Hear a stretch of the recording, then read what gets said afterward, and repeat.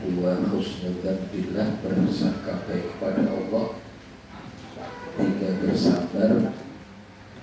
Empat, bergegas mengerjakan sholat. Lima, perbanyak zikir. Enam, memperbanyak istighfar. Tujuh, memperbanyak doa. Tujuh, sudah belum tujuh? Belum dia. Memperbanyak doa, halaman 172.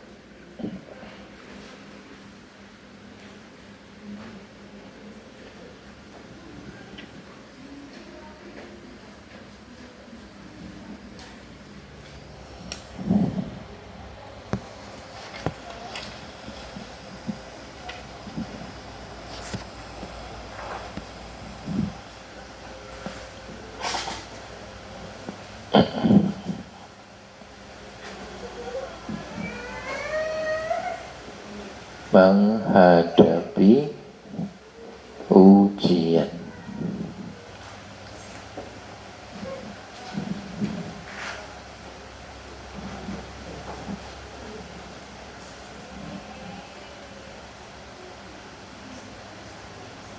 Sampai di 7. Satu, perkuat iman. Dua, sabar. Bersangka baik pada Allah. Tiga, sabar. Husnudzan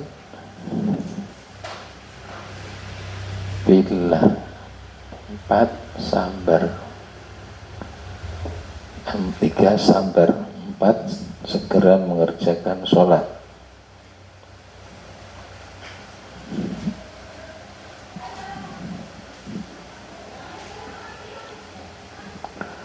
Segera sholat.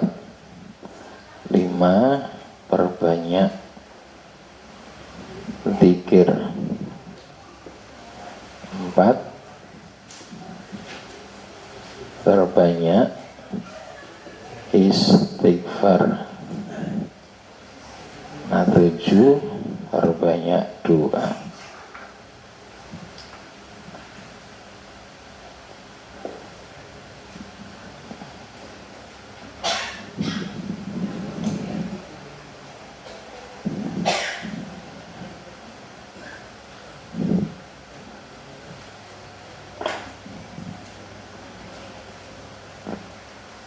Sama untuk sana podo mawon ada pun.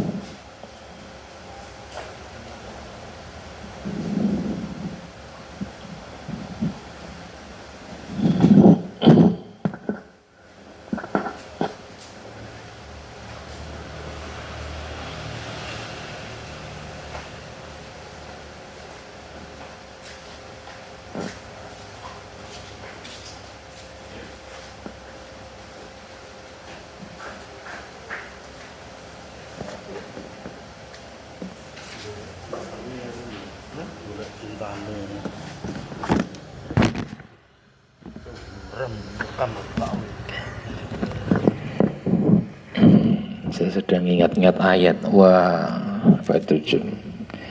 Terjemahnya itu dan menjadi kewajiban kami memberi pertolongan pada orang-orang mukmin. Nah, saya lupa itu. Kalau ini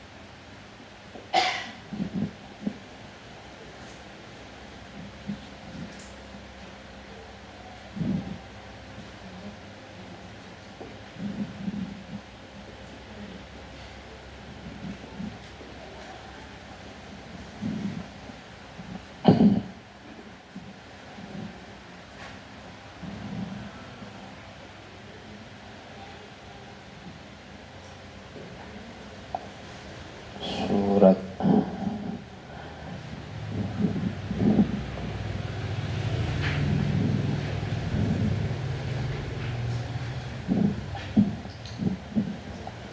Nuh.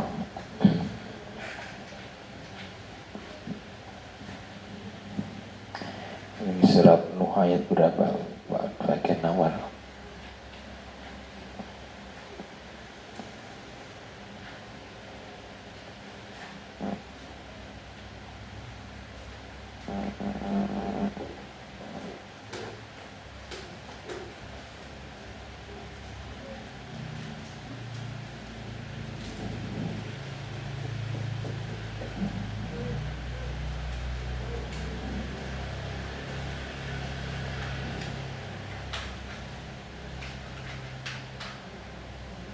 Nunjil mu'minin wal mu'minat wa alaina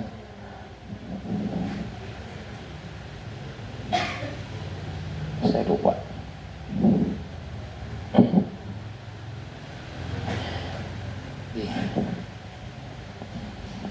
Di menghadapi ujian kita ingatkan satu, perkuat iman karena Allah Subhanahu wa taala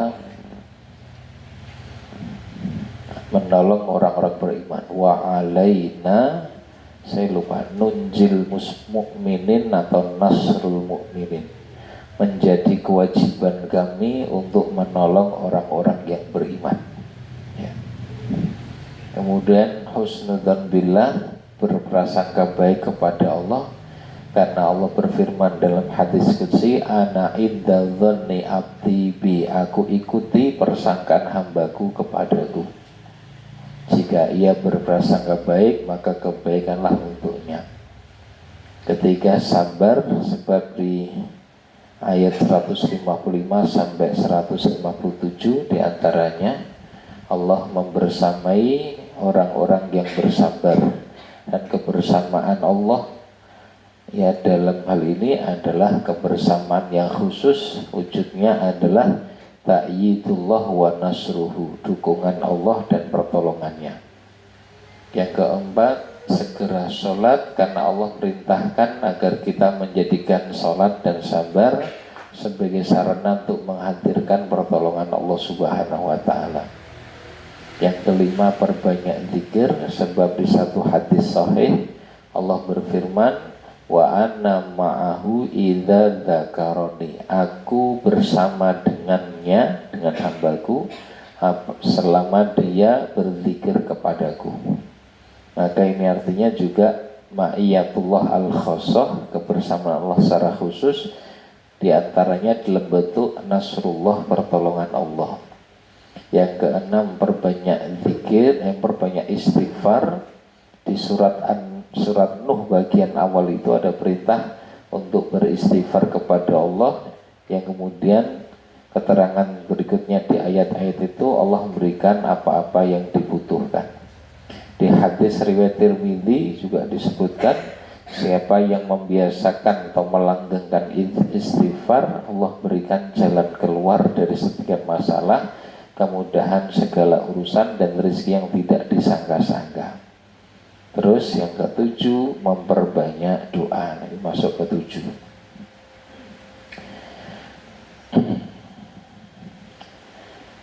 Doa merupakan sebab yang bisa menolak bala atau ujian dan mendatangkan rahmat. Allah menetapkan doa itu ditetapkan oleh Allah sebagai salah satu sebab ya untuk menolak datangnya bala dan mendatangkan rahmat. Seperti perisai adalah alat panah, penahan panah, atau air penyebab tumbuhnya tanaman dari dalam tanah. Ya, ibaratnya seperti itu.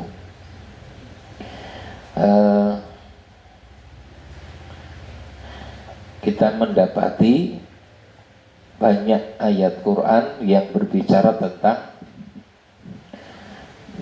perjuangan dakwah para nabi dan rasul, tidak lepas dari aktivitas berdoa kepada Allah Subhanahu wa Ta'ala untuk menghadirkan pertolongan Allah.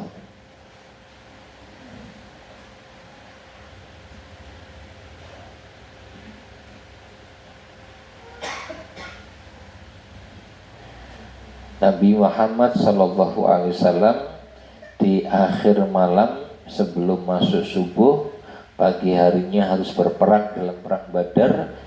Beliau habiskan waktu itu untuk berdoa kepada Allah, dan Allah berikan pertolongannya. Nabi Musa dikejar-kejar Fir'aun dengan tentaranya, dan yang dilakukan kemudian berdoa kepada Allah Subhanahu wa Ta'ala, dan Allah datangkan pertolongannya. Nabi Ibrahim pun demikian, ya, dengan doa Allah Subhanahu wa Ta'ala menolongnya. Ashabul Kahfi, 7 orang pemuda yang beriman, itu pun memohon pertolongan pada Allah melalui doa, dan Allah Subhanahu wa Ta'ala menolongnya, dan seterusnya.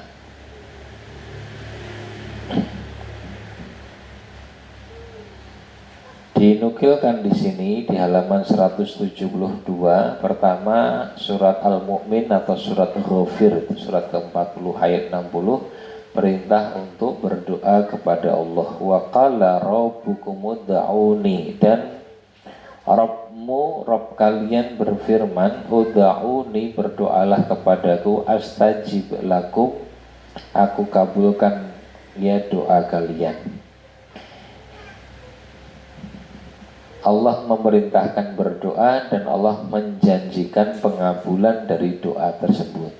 Kemudian Allah sampaikan orang-orang yang tidak berdoa dengan kalimat alladzina yastakbiruna an ibadati, orang-orang yang menyombongkan diri dari beribadah kepadaku, maknanya tidak mau berdoa.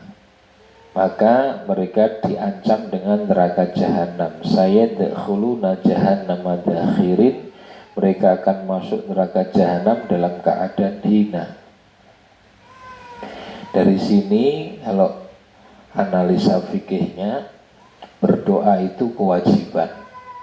Ya, berdoa itu kewajiban, walaupun sebetulnya kebutuhan kita Allah sampai mewajibkannya. Ini mengandung makna rahmat kasih sayang Allah Subhanahu wa taala, sehingga sampai dalam tanda petik memaksa kita untuk berdoa agar kita mendapatkan kebaikan-kebaikan dari doa itu. Yang kedua, orang yang tidak mau berdoa diungkap oleh Allah sebagai orang yang menyombongkan diri dari beribadah kepada Allah. Karena orang yang menolak perintah Allah adalah orang yang sombong, sebagaimana Rasul mengatakan al-kibaru batorul haqqi wa ghamtun nas. Sombong itu menolak kebenaran dan merendahkan orang lain. Menolak kebenaran yaitu tidak melaksanakan perintah Allah. Yang ketiga, ancaman bagi orang yang tidak mau berdoa, yakni ancamannya keras. Sayadkhuluna jahannama dakhirin, mereka akan masuk neraka jahanam dalam keadaan hina. Nah, kemudian pasti dikabulkan itu sudah jelas, tetapi bentuk pengabulan dan waktu pengabulannya disebutkan atau dijelaskan oleh Nabi SAW dalam hadis yang dikutipkan di sini. Ma min muslimin yad'u bida'watin.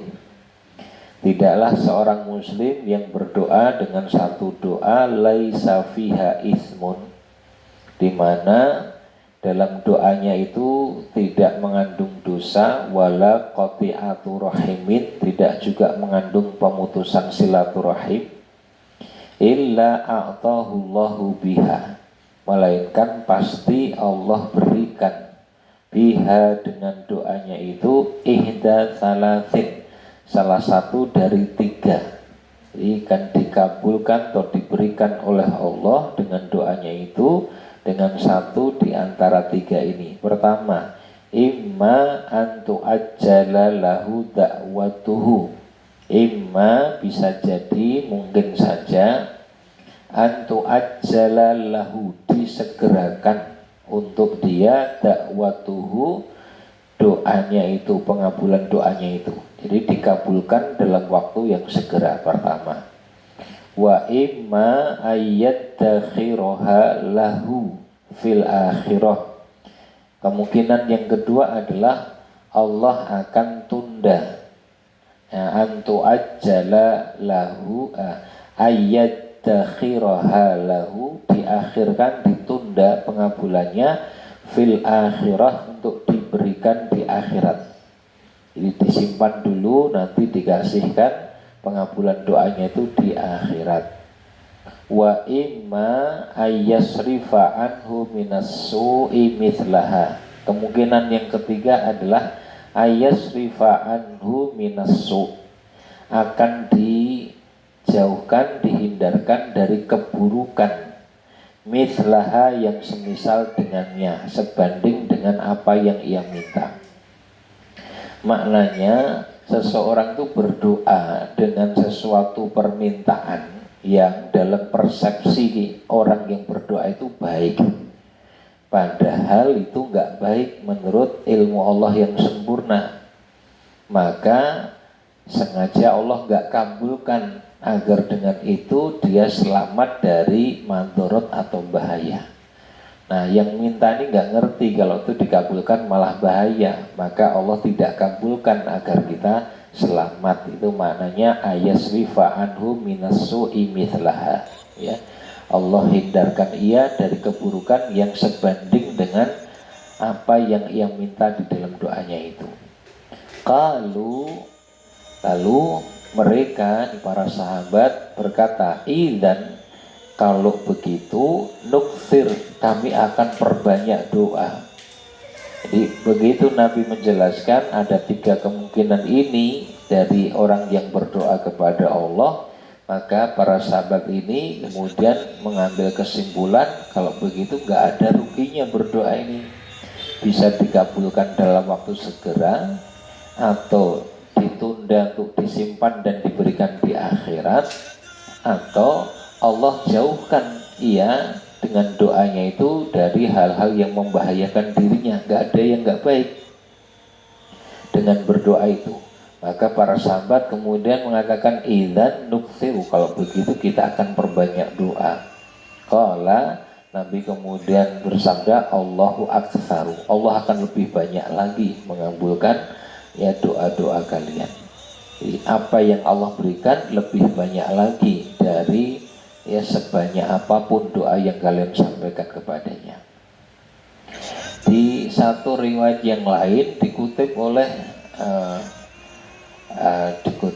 dikutip dalam kitab Tazkiyatun Nufus dikutip Dr. Ahmad Farid, ketika Nabi mengatakan salah satu kemungkinan tadi adalah imma ayyaddakhiraha lahu fil akhirah, ya kemungkinan yang lainnya adalah disimpankan untuk dia untuk diberikan di akhirat. Ada sahabat yang kemudian spontan berkomentar, kalau begitu aku ingin, atau seandainya manusia tahu apa yang Allah simpankan di akhirat, maka pasti dia ingin agar seluruh doanya dikabulkan di akhirat saja. Ya, karena pasti di akhirat nilainya jauh lebih baik. Ketika musibah dan persoalan menimpa kita, Rasulullah SAW mengajarkan doa-doa menghilangkan duka dan kesusahan. Dari Anas bin Malik radhiyallahu anhu, ia berkata, Nabi SAW ketika dapat masalah berat, beliau membaca Ya Hayyu Ya Qayyum birahmatika astaghith. Ya Hayyu, wahai Rabb yang maha hidup, Ya Qayyum, wahai Rabb yang berdiri sendiri, birahmatika dengan rahmatmu, astaghith, aku minta pertolongan. Ya, astaghith, aku minta pertolongan. Permintaan pertolongan namanya istighotsah. Ya, istighotsah itu minta pertolongan kepada Allah. Astaghith, aku minta pertolongan, ya, aku minta pertolongan. Ya. Abdul Aziz dan Thabit pernah menemui Anas bin Malik. Thabit berkata kepada Anas saat itu, wahai Abu Hamzah, aku sakit. Anas berkata, maukah aku meruqyahmu dengan ruqyah Rasulullah SAW? Thabit pun menjawab, iya boleh. Lalu Anas membacakan doa. Jadi ruqyah itu juga untuk upaya memohon kesembuhan dari sakit. Jadi ruqyah itu bukan hanya untuk ngusir jin, ya.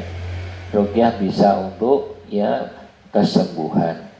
Lalu Anas membacakan doa sebagaimana doa yang diajarkan Rasulullah SAW. Allahumma Rabban nas, ya Allah Rabbnya manusia, Tuhannya manusia, mudhibal ba'si, yang menghilangkan penyakit. Mudhiba itu yang menghilangkan penyakit, ya.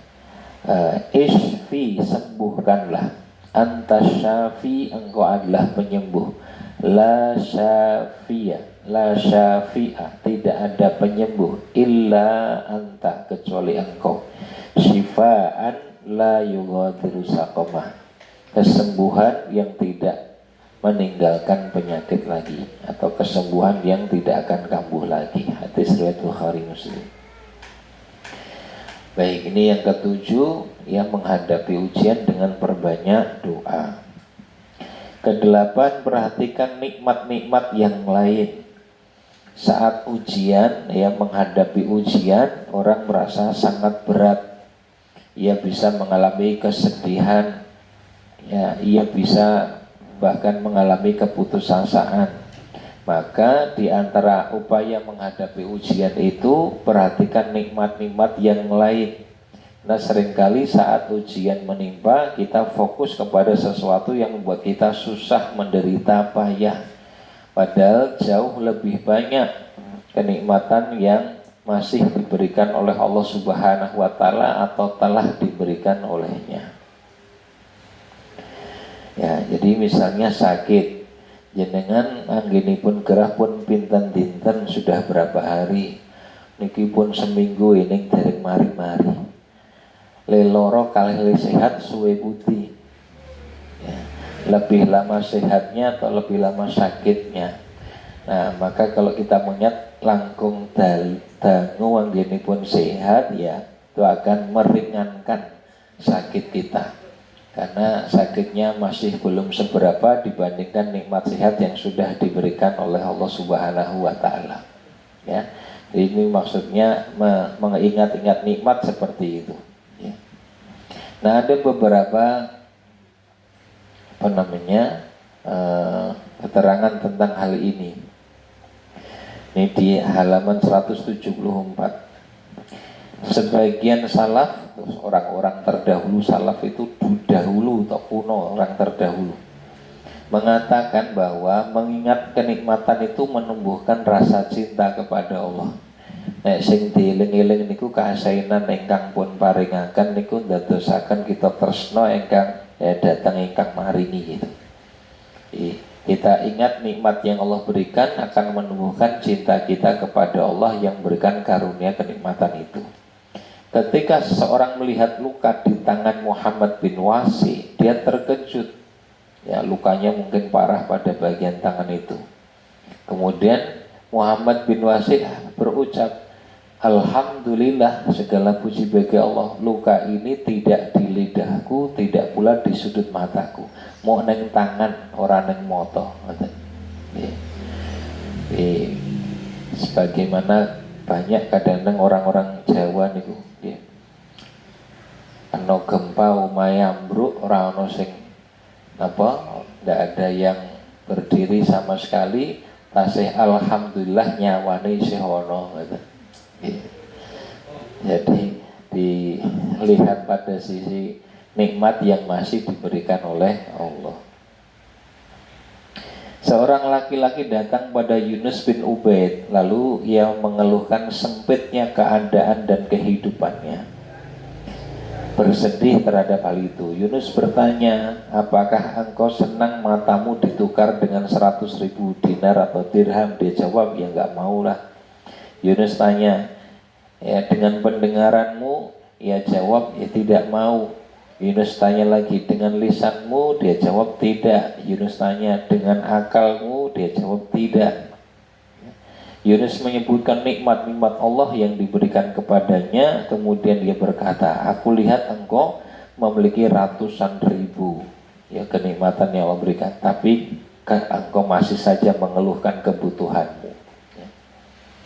Di kesimpulannya, kalau manusia mengingat nikmat-nikmat Allah saat musibah menimpa, maka urusannya akan terasa lebih ringan, sehingga mendorong dirinya untuk bersyukur kepada pemberi nikmat dan meringankan musibah yang tengah ia alami. Kesembilan, menggembirakan diri dengan nilai pahala. Jadi kalau dieling-eling kathahipun ganjaran, maka kepayahan, kesulitan, penderitaan itu akan terasa lebih ringan. Ya. Nah, karena kesabaran itu saged nampi nalika pinaringan ujian, tetap taat datang Gusti Allah Subhanahu wa Ta'ala, itulah bentuk kesabaran. Dan tatkala mampu bersabar, maka diberi pahala dalam jumlah yang tidak bisa dihitung. Ayat 10 surat Az-Zumar, innama yuwaffas sabiruna ajrahum bighairi hisab. Sesungguhnya hanya orang-orang yang bersabar yang akan dicukupkan pahala mereka tanpa batas. Bahkan meskipun musibah yang menimpa kita anggap kecil, tetapi kesabaran menjadi sebab kita memperoleh pahala dan kafarat penghapus dari dosa. Ma yusibul muslim min nasabin wala wasabin wala hamin wala huznin wala adzan wala ghamin. Ini beberapa disebut Nabi contoh-contohnya. Kalau seorang muslim itu tertimpa kelelahan, penyakit, kekhawatiran, kesedihan, gangguan, hatta syaukah yusakuha, sampai sekedar duri mengkenori, telusuben, keliliben, tetapi dia bisa bersabar, maka kafarallahu biha min khotoyahu, Allah hapuskan dosa-dosanya, kesalahan-kesalahannya dengan kesabarannya. tatkala mendapatkan beberapa bentuk musibah beliau. Imam Nawawi mengatakan dalam Syarahul Muslim, dalam Syarah Imam Muslim, hadis ini kabar gembira yang besar bagi kaum muslimin karena jarang sekali seorang dari mereka bebas dari perkara-perkara tersebut. Biasanya, umumnya bahkan mesti setiap kita ngalami itu, yo kesel, yo loro, nggih kuwatos, nggih susah, nggih wonten gangguan, nggih kenori, nggih kepleset, nggih kelilipan, macam-macam niku wae. Jarang yang tidak kena hal sebanyak ini. Nah, di dalamnya, dalam hadis ini disebutkan penghapusan kesalahan dengan penyakit, penderitaan, musibah, kesulitan dunia, meskipun kesulitannya ringan. Ya, dengan kalau mau dugi mriki niku ngalami beberapa kesulitan, kepayahan, usaha yang yo ora kepenak, yo nganggo kesel barang, yo nganggo wegah ning ya, dihadapi itu semua itu merupakan bentuk kesabaran yang akan menjadi sebab Allah menghapuskan dosa-dosa kita. 10. Menyempurnakan ikhtiar, kemudian tawakal kepada Allah. Le ikhtiar dia tetap dilakoni kanthi saestu dengan sungguh-sungguh berusaha sebagai satu kewajiban, ya.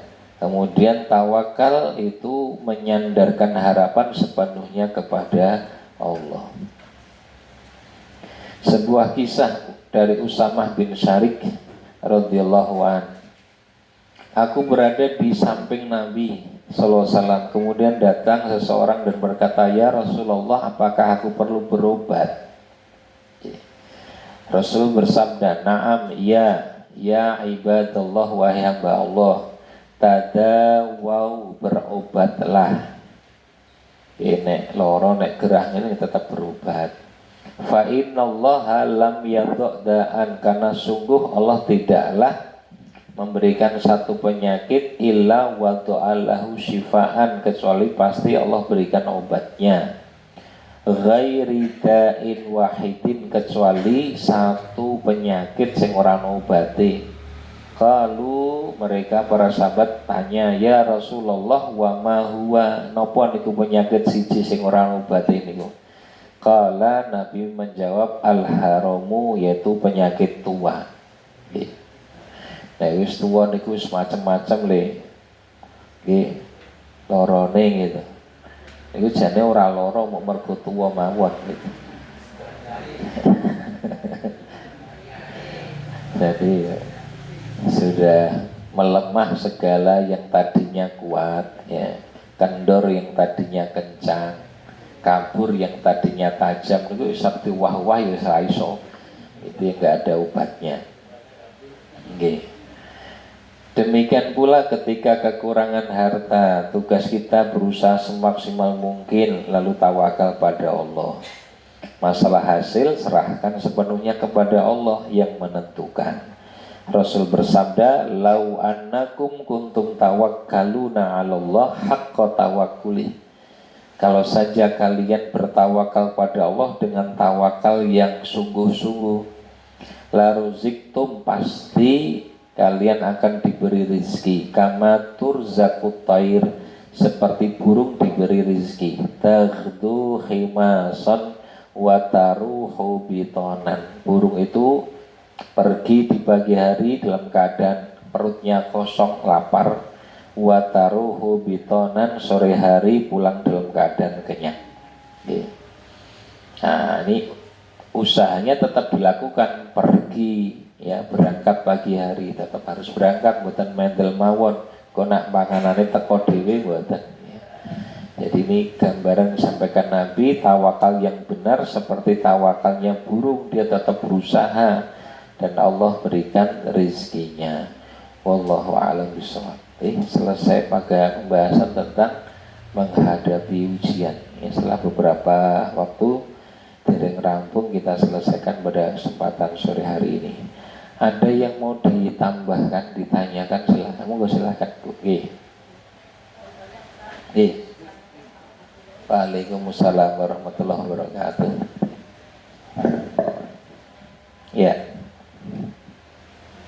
Gini Ustadz, saya itu kalau pas bulan puasa itu saya sering dapat undangan untuk melaksanakan istighosah ya. Ya, istighosah. Itu berarti istighosah itu bisa dilaksanakan bersama-sama. Kalau umpamanya kita itu juga kepingin melaksanakan istighosah, terus kita juga mengundang kehendaki itu boleh Ustadz. Hukumnya gimana? Oke, baik.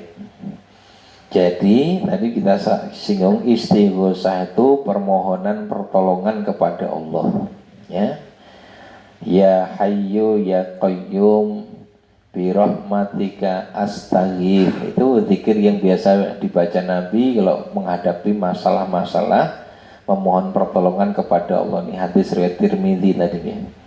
Wahai Allah yang maha hidup dan berdiri sendiri dalam mengurus makhluknya. Maksudnya Qayyum itu Allah berdiri sendiri, independen maksudnya. Ya, Allah itu tidak butuh siapapun dalam ngurus makhluk. Sehingga kita sebut nama Allah berkenaan dengan apa yang tidak kita lakukan, yaitu mohon pertolongan. Ya, yang maha hidup, ya. Kita sendiri diberi kehidupan oleh Allah, dan dalam hidup ini banyak masalah yang terjadi, dan seluruhnya itu dalam pengaturan oleh Allah Subhanahu wa Ta'ala, sehingga kita sebut nama itu ya Hayyu ya Qayyum. Wahai Allah yang maha hidup, di mana seluruh makhluk hidup itu bersumber dari Allah yang menghidupkannya. Ya Qayyum, Allah yang independen, berdiri sendiri, tidak butuh pihak lain dalam mengurus seluruh makhluknya. Maka sungguh saat ini aku mohon pertolongan kepadamu birahmatika kanthi welas asih panjenengan duh Gusti Allah, astaghith, aku mohon pertolongan. Jenengan maos niku mawon niku jenenge sudah beristighosah. Maka istighosah bisa dilakukan sendiri nggih bareng mawon nek arep bareng-bareng. Jadi ora kudu bareng-bareng, karena mungkin yang sering dilakukan itu bareng-bareng kemudian memunculkan persepsi oh istighosah ini kudu bareng-bareng. Mboten, ora kudu bareng.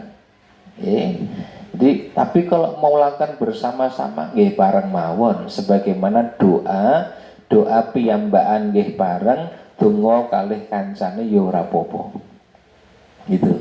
Secara umum istighosah itu boleh, bahkan diperintahkan, karena kita diperintahkan oleh Allah untuk mohon pertolongan kepada Allah. Oke. Nah, nanti tinggal dicermati tata carane pun leres napa mboten. Karena ibadah itu satu, niatnya ikhlas, dua, caranya benar. Ya. Nah, cara yang benar itu adalah memperhatikan praktek atau contoh dari Nabi dan para sahabat di dalam memohon pertolongan pada Allah itu seperti apa. Nah, niku nggih jlentrehane kathah. Ya. Walaupun bisa jadi niki amal-amal yang dilakukan untuk mohon pertolongan kepada Allah itu diungkapkan dalam beberapa hadis yang terpisah. Ini kadang-kadang terus lem praktek itu di satu waktu yang sama, tidak ada masalah. Umpami nggih, minta pertolongan pada Allah itu diantaranya dengan sholat. Maka diantara acara istighosah itu terus nindakake sholat. Ning sholat nopo? Nggih monggo arep sholat sunah wudu, arep sholat sunat hajat. Mungkin lebih tepat sholat sunat hajat ya, karena ada hajat kebutuhan ya. Setelahnya nanti mungkin istighfar, karena istighfar menjadi sebab Allah menolong juga, terus diperbanyak istighfarnya. Mungkin nanti rangkaiannya begitu ya. Silahkan. Terus apalagi untuk bisa mohon pertolongan pada Allah, sodakoh, kan sodakoh itu menolak bala misalnya gitu ya. Nah, sekalian sodakoh bisa jadi begitu ya. Walaupun tidak dituntunkan dengan urutane kudu ngeten, sing dilakoni kudu iki lengkap apa mboten. Nggih. Jadi jenengan mungkin sendirian boleh, kemudian melakukan beberapa yang menjadi sebab Allah menolong tadi, silahkan, tidak harus keseluruhan. Mungkin jenengan hanya sholat, kemudian memperbanyak istighfar, setelah itu bersedekah, terus nyuwun pitulungan datang Gusti Allah, silahkan. Itu pun sudah termasuk beristighosa. Atau nih bagi, wallahu a'lam bishawab. Masih ada yang lain? Ya silahkan.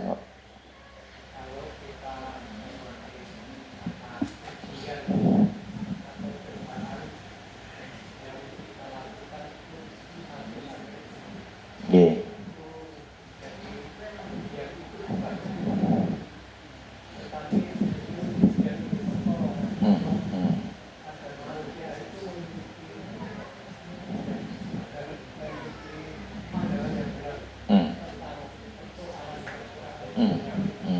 Yeah.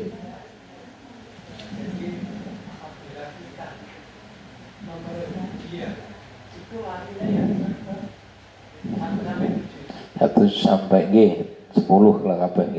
Belum saya tulis di sini, ada di buku. G. G, laras. Kalau kita lihat dari kaca pandang hakikat, jan iki ora ono sing elek. Hal-hal yang kita pandang buruk dan tidak disukai, laras sebetulnya bagian dari pertolongan Allah Subhanahu wa taala. Maka dulu pernah saya sampaikan hadis Nabi, mayyuritillahu bihi khairan yusib minhu. Barang siapa yang Allah kehendaki untuk mendapatkan kebaikan, Allah berikan musibah kepadanya. Badai pinaringan kasainan malah diparingi musibah. Kenapa? Karena dengan musibah dia bisa bersabar, dengan bersabar dilipat gandakan pahalanya tanpa batas, diangkat derajatnya, dihapuskan dosanya. Maka orang kalau memahami hal ini, arep sambat nopo wong malah diparingi kasainan kok. Hanya yang kita bisa mintakan kepada Allah, mampukan ya Allah, kuatkan ya Allah. Ya. Hanya itu yang kemudian kita mohonkan kepada Allah. Ya. Buatan sambat dengan kedadosan pun karena Allah justru menghendaki kebaikan. Ya. Nah, walaupun secara umum ya wajar wong niku nganggo sambat dan seterusnya. Tapi memang perlu ilmu kemudian melatih diri untuk bisa menerima sesuatu yang dihadirkan oleh Allah walaupun secara umum tidak kita sukai, terus kemudian melihat pada sisi positif dalam hal-hal yang tidak kita sukai itu, ya, kemudian menetapi kepatuhan kepada Allah, tetap taat maksudnya pun. Nah, dengan cara seperti itu kemudian Allah justru akan menguatkan ya iman kita kepada Allah Subhanahu wa taala gitu. Iya.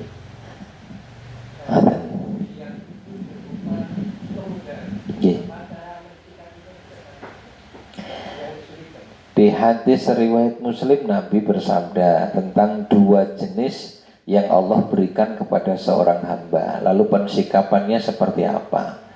Ya, idza asobathu syarra sakara wa idza asobathu dharra sabara.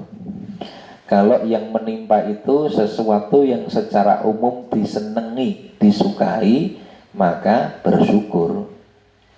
Ya, kalau yang menimpa itu adalah sesuatu yang umumnya dibenci, maka sobaro, bersabar. Ya, syukur dan sabar. Nah, ini memang dua akhlak induk, yang dari dua akhlak ini derivasi turunannya warni-warni.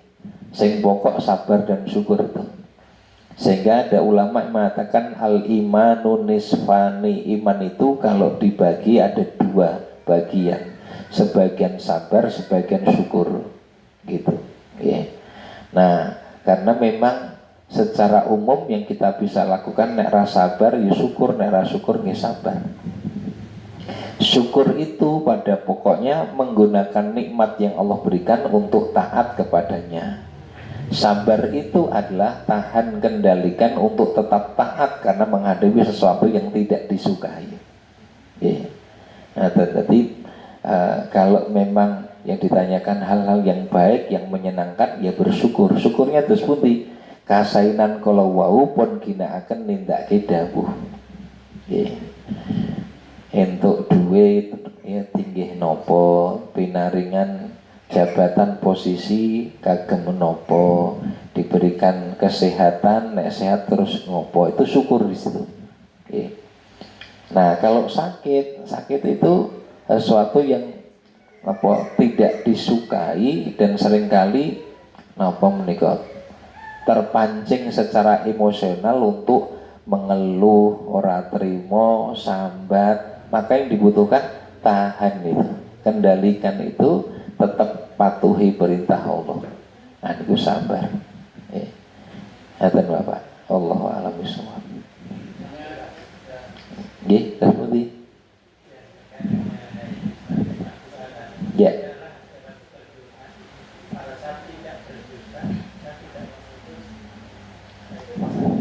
Di dalam doanya tidak mengandung dosa dan tidak mengandung pemutusan silaturahim. Isinipun donga niku ya, isinya doa tidak mengandung dosa dan tidak mengandung pemutusan silaturahim. Bukan ya. Nah, karena disebutkan fiha di dalamnya, di dalam doa kalau wau. Ngaten nggih. Nah, ini pun sebatan ngeten. Fiha laisa fiha ithmun wala qati'atu rahimin. Di dalam doanya itu tidak ada dosa, tidak ada pemutusan silaturahim. Ya, isi doanya. Ya.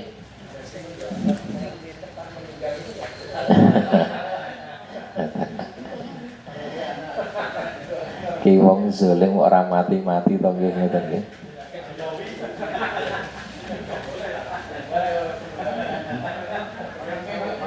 Sampun nggih. Kita break terlebih dahulu untuk salat maghrib dengan bacaan hamdalah. Alhamdulillahirabbil alamin. Assalamualaikum warahmatullahi wabarakatuh.